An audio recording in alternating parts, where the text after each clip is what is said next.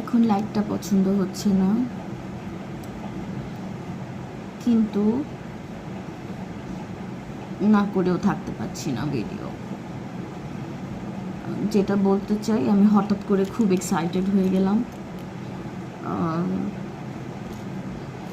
যে বাংলাদেশের সংস্কৃতির একটা পার্টে নিউ নেক্সট এই শিরোনামে আমার মাথায় কিছু নাম খেলে গেল এবং আমার এক ধরনের মানে মনে হলো যে না, এখন এটা মানে রেকর্ড করে রাখা উচিত। তো জেফার উনি হচ্ছেন নিউ নেক্সট। প্রীতম উনি হচ্ছেন new next. Raihan Rafi new next.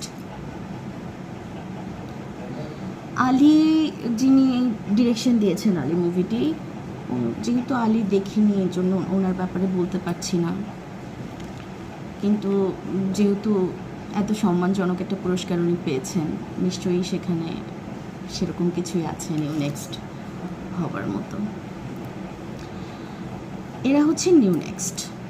আর সাবিলা নূর এবং তাসনিয়া ফারিন, ওনাদের চান্সেস আছে নিউ নেক্সট হবার জন্য, ওনাদের একটু পরিশ্রম করতে হবে। আর শরীফুল রাজ, আপনি হচ্ছেন ageless actor. Age means age, যুগ, কালোত্তীর্ণ। হ্যাঁ, আমি জানি না কালোত্তীর্ণ শব্দটা আরও অনেক ভারী, আপনি আসলে সেই কালোত্তীর্ণ শব্দটা পর্যন্ত পৌঁছানোর মতো যথেষ্ট ডেডিকেটেড কিনা সেটার জন্য আমাদের আরও কিছু বছর অপেক্ষা করতে হবে এবং আপনাকে চান্সেস দিতে হবে। ভালো ডিরেক্টর যারা আছেন তাদের কিন্তু শরীফুল রাজ, আদর আজাদ, এদেরকে নিয়ে আরেকটু কাজ করা উচিত। আমার কাছে মনে হয় এদেরকে আরও একটু চান্স দেওয়া উচিত। রোশান, হ্যাঁ, তো শরীফুল রাজ আপনি হচ্ছেন এজলেস অ্যাক্টর। ভালোবাসা সবার জন্য। ঈদ মোবারক।